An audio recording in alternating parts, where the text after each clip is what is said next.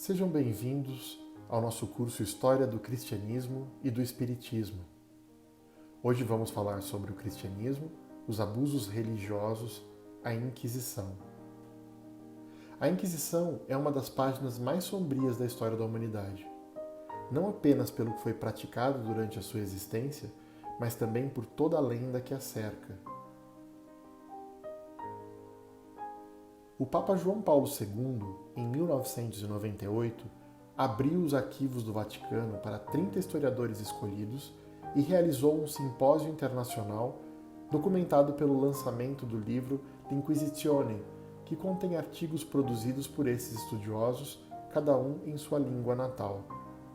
O objetivo era restabelecer a verdade sobre esse período. E o que foi a Inquisição? A Inquisição foi um conjunto de instituições no corpo jurídico da Igreja Católica Romana, instaladas localmente e submetidas ao comando de Roma até o século XVI. Essas instituições tinham por objetivo combater aquilo que era entendido como heresias e surgiu da perseguição aos cátaros. A crença cátara repetia os antigos conceitos orientais da criação dualística. Apenas o reino espiritual seria a obra de Deus. O mundo terreno, incluindo igrejas, sacerdotes, etc., era obra do demônio. A crença cátara se espalha principalmente no sul da França, com grande contribuição pela pregação dos irmãos Guilherme e Pierre Altier. Os cátaros se denominavam les parfaits, bons cristãos ou homens bons, bons homens. Era uma fé sem catedrais, sem líderes e sem sacramentos. O único sacramento que eles consideravam era o toque de suas mãos, e o pão que abençoavam era considerado sagrado e era guardado pelos seguidores pelo resto da vida. Acreditavam em um rito de passagem da vida material para a espiritual, celebrado nos momentos finais antes da morte, que substituíam uma vida inteira de dedicação aos cultos católicos e aos seus sacramentos. Acredita-se que podem ter sido mais de 1000 pessoas espalhadas pelo sul da França e pelo norte da Itália. Montaillot era uma fortaleza dos cátaros, pois a única nobre que existia na aldeia, Beatrice de Panisol, e o sacerdote Pierre Clerc eram adeptos da fé e amantes. A Igreja Católica foi a única religião tolerada na Europa por 700 anos. Ela era a guardiã da palavra de Deus. Mas o povo estava começando a se afastar da Igreja, já que não entendiam os rituais e se revoltavam com os impostos cobrados por ela. Eles queriam uma relação mais direta com Deus, e a Igreja não estava disposta a se curvar e se adaptar a isso. No século XIII, os Estados-nações ainda não haviam se consolidado, e as fronteiras políticas da Europa formavam uma concha de retalhos, composta de ducados, principados, feudos, e todos devendo tributos a Roma. Nessa região, o catarismo havia sido adotado amplamente e ameaçava a hegemonia do Papa. Heresia era considerada uma traição de Estado, já que os governantes juravam proteger a Igreja. Devido à falta de zelo dos bispos locais em combater o catarismo, o Papa Gregório IX recorre aos freis dominicanos para servirem de seus inquisidores e, em 20 de abril de 1233, ele emite uma bula para que os dominicanos passem a erradicar os hereges. Nascia aí a Inquisição institucionalizada. Os cátaros não foram eliminados nessas empreitadas e se espalharam, num pequeno número, no sul da França. Em 1308, a informação sobre os cátaros chega a Bernardo Guidoni, um inquisidor implacável. Ele começa as investigações impondo que os inquisidores não podiam possuir laços com os que perseguiam, já que dentro da igreja havia vários clérigos que apoiavam os cátaros. os cátaros se refugiam, esse pequeno número que sobreviveu, mais precisamente na região dos Pirineus, atual região do sul da França. Em 8 de setembro de 1308, a Inquisição chega a Montaillot e a aldeia é fechada. Os irmãos Altier, que estavam estabelecidos lá, conseguem escapar.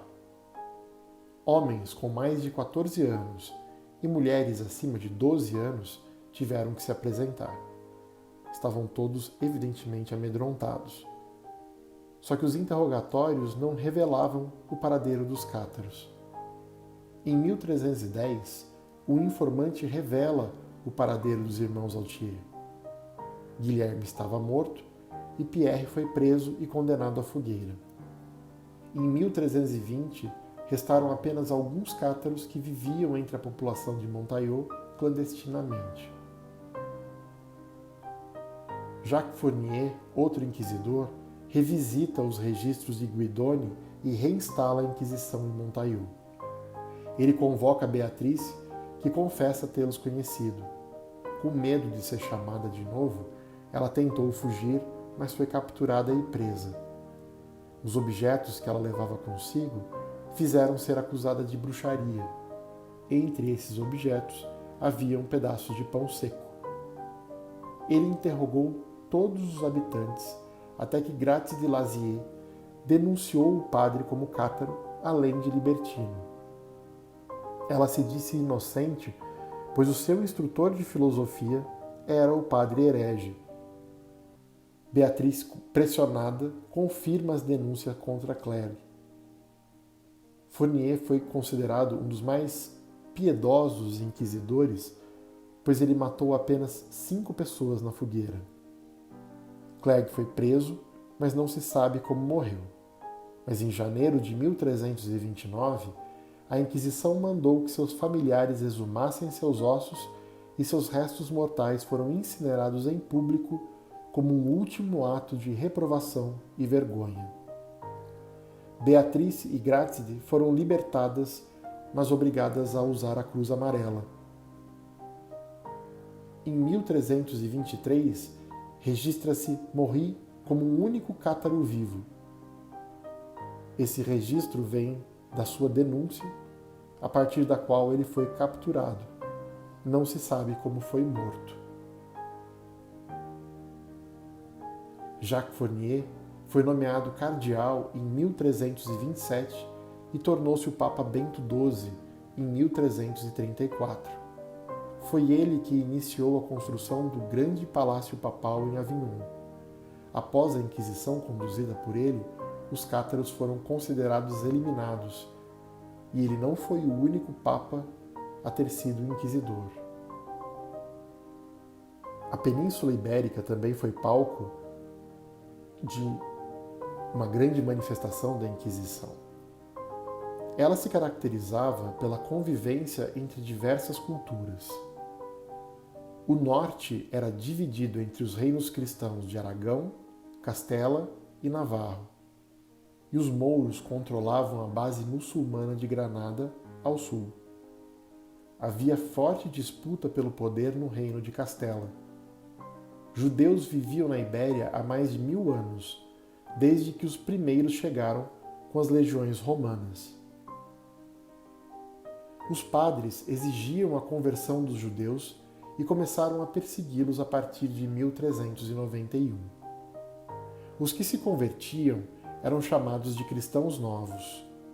No século XV, diante da agressiva perseguição, quase metade dos judeus havia trocado de religião. Apesar da perseguição, o século XV ofereceu oportunidades de ascensão social aos judeus de forma progressiva. Eles eram proeminentes na sociedade, a nova classe média, se sobressaindo em algumas profissões importantes. A distinção entre cristãos novos e velhos foi feita por lei na Espanha, uma lei que vigeu por 3 séculos e meio. Os reis Isabel e Fernando desejavam um reino sob uma só religião, a católica, e tinham um compromisso: completar a reconquista cristã contra os muçulmanos que ainda controlavam o sul. mas ainda havia outras questões que se impunham. Tomás de Torquemada, confessor da rainha Isabel, sobre quem possuía grande influência, denunciou que os cristãos novos continuavam com suas práticas judaicas. Ele propôs aos reis uma inquisição para eliminar os hereges, e eles aceitaram. Em 1º de novembro de 1478, o Papa Sisto IV emitiu uma bula estabelecendo a Inquisição espanhola. Mas a Inquisição espanhola estava sob controle dos reis espanhóis, que submetiam os nomes dos inquisidores ao Papa, que só os aprovava. Era administrada pelo Estado, não pela Igreja. Os judeus nunca foram objetos da Inquisição espanhola, pois não eram cristãos. Os cristãos novos eram os alvos. A lei dizia que os hereges deviam confessar as práticas judaicas e entregar os que conheciam na mesma situação, sob pena de serem cúmplices e responderem em conjunto.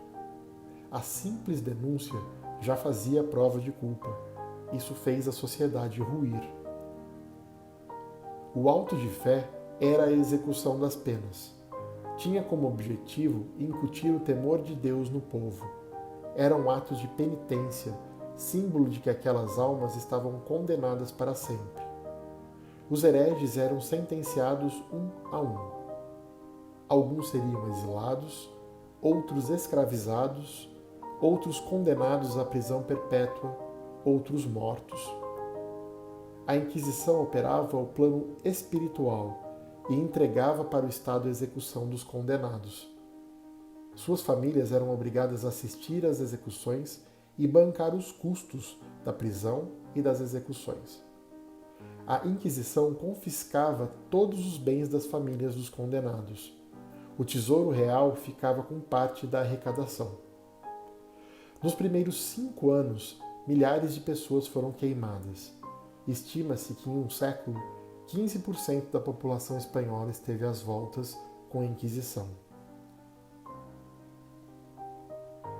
A elite do Reino de Aragão era formada por convertidos, e eles apelavam ao rei Fernando, mas a resposta que recebiam era o apoio maior do rei à Inquisição, que tinha cada vez mais e mais força. Um exemplo do que essa classe mais alta da sociedade fez aconteceu no assassinato de Arbues. Pedro de Arbues, a mais alta autoridade da Inquisição em Zaragoza, foi assassinado por um grupo desses convertidos. Ele seria declarado santo 400 anos mais tarde. Os mandantes eram da elite do reino e foram todos queimados. O resultado do caso Arbues é que nenhuma investida contra a Inquisição teve sucesso. No final do século XV, o plano dos reis estava prestes a se realizar. Um reino, uma religião. Eles se voltam contra os muçulmanos em Granada e tomam a região. Torquemada propôs a expulsão de todos os judeus, o que foi acatado pela rainha a despeito dos judeus até então tão influentes no reino. Fernando e Isabel estavam definindo um novo Estado religiosamente unificado, o que impunha o fim da presença dos judeus. Apenas católicos seriam permitidos e tolerados. Em 30 de abril de 1492, os judeus receberam a ordem de deixar o reino em 3 meses. Podiam se converter e ficar, ou vender suas casas e partir. Podiam levar seus pertences, mas nada de valor. Para os judeus da Espanha, era o início de uma nova diáspora. Isabel e Fernando não chegaram a ver todo o impacto do movimento que iniciaram. Deixaram um império como legado, além de uma instituição que se manteria atrelada à Espanha por mais de 300 anos.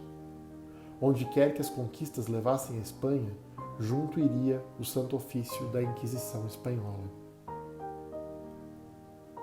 Outra Inquisição de destaque é a Inquisição Romana. Veneza, no século XVI, era ponto de encontro de rotas comerciais e recebia povos de todas as regiões e nacionalidades. Era uma república em meio a estados independentes que desfiguravam a autoridade da Igreja de Roma. Era a capital de publicações da Europa. Milhares de livros eram impressos e vendidos na cidade. Ideias pouco ortodoxas divulgadas pelo novo meio impresso trariam a Inquisição para Veneza. Em Roma, o Papa Leão X era acusado de se dedicar mais às preocupações mundanas, aos prazeres mundanos, mais preocupado com a reforma física da Igreja de São Pedro do que com os problemas da Igreja enquanto instituição. Em um dos momentos mais críticos da Igreja, limitou-se a excomungar Lutero, o que não impediu que sua heresia ganhasse corpo. Uma figura importante surge nesse período, o bispo Giovanni Pietro Carafa, o mais severo dos servos do Papa. Ele não se conformava com a corrupção no centro da Igreja e achava que os fiéis deviam ser comandados de forma enérgica. Foi embaixador do Papa na Espanha por 6 anos e acompanhou a Inquisição espanhola.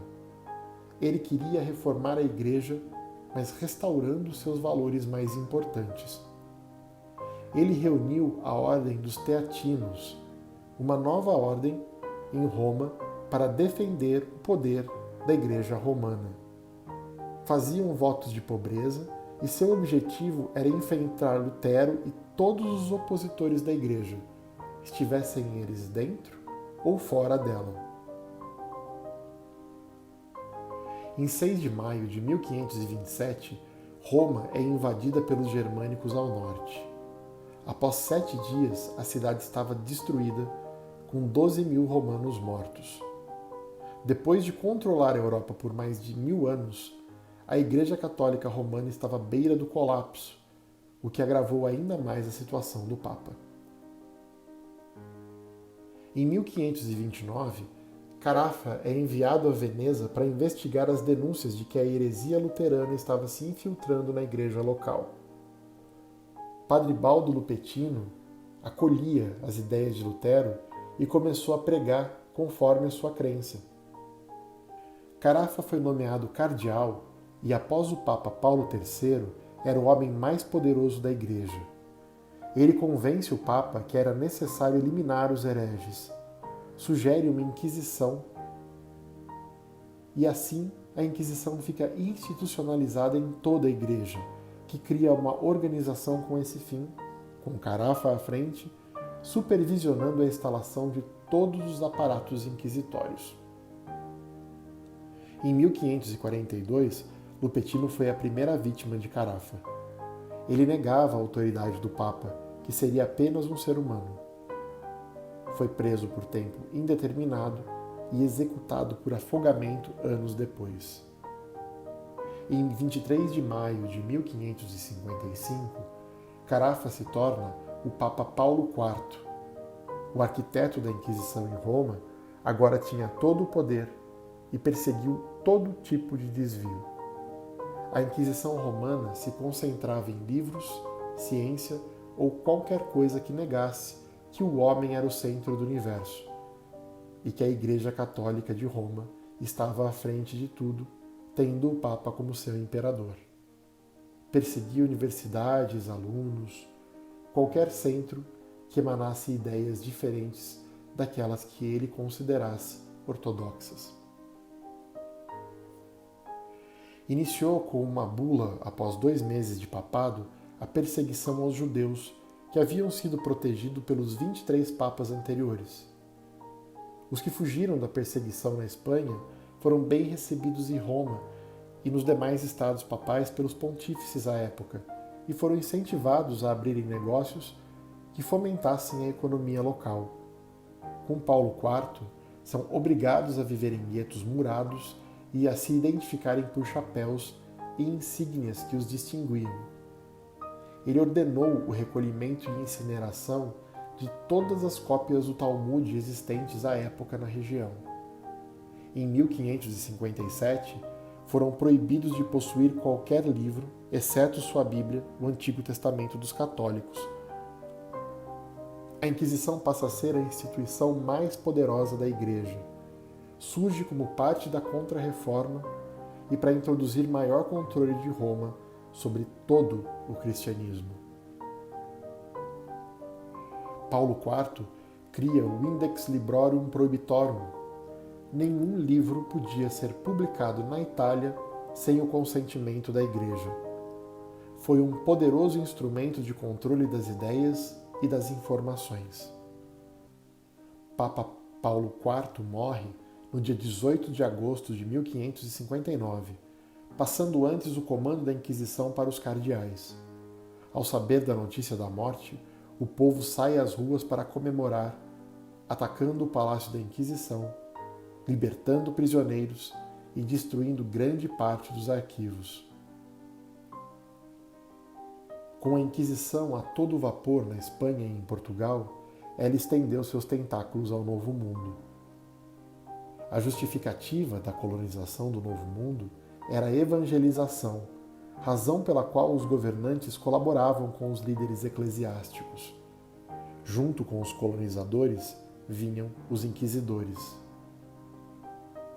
O resultado da Inquisição do Novo Mundo foram a evangelização do indígena, a consequente destruição da sua cultura, o enriquecimento da Igreja na América Latina e um catolicismo sincrético que acompanha os católicos latinos até hoje.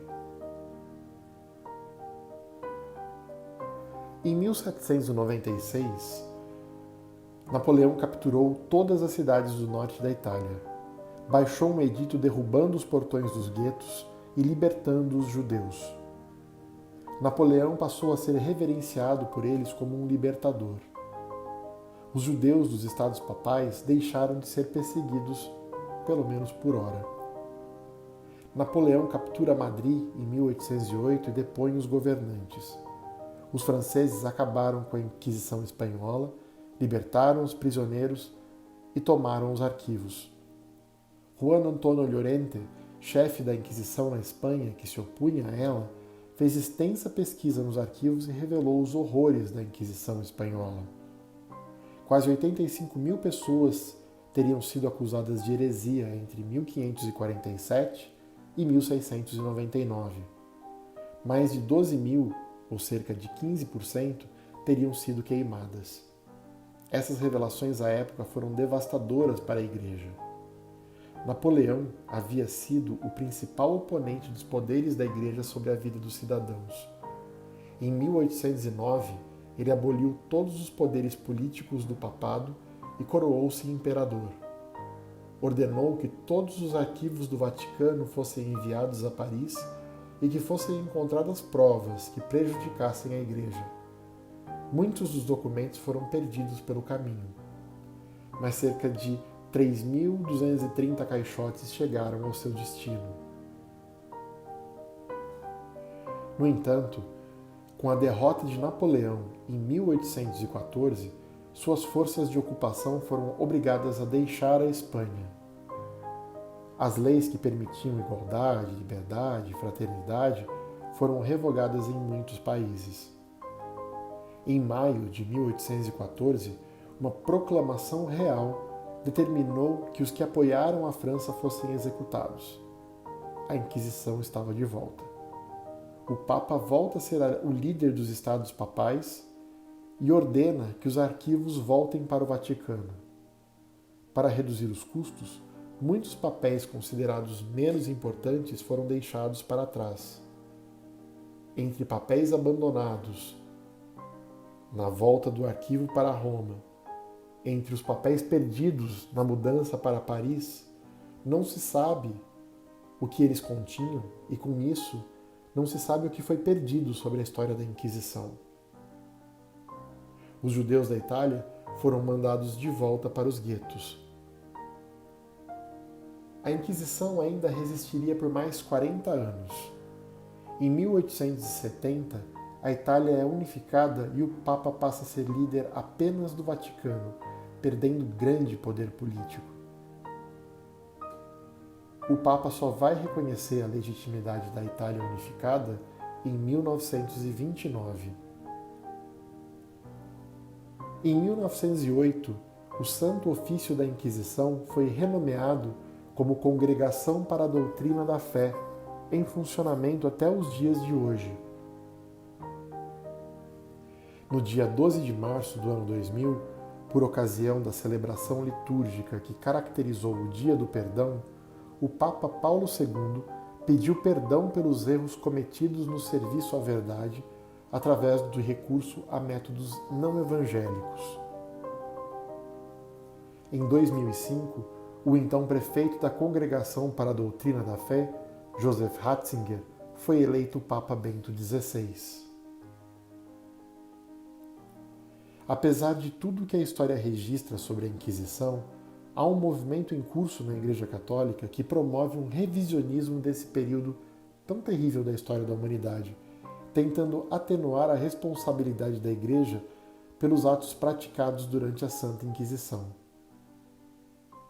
Abordaremos esse assunto no nosso próximo vídeo.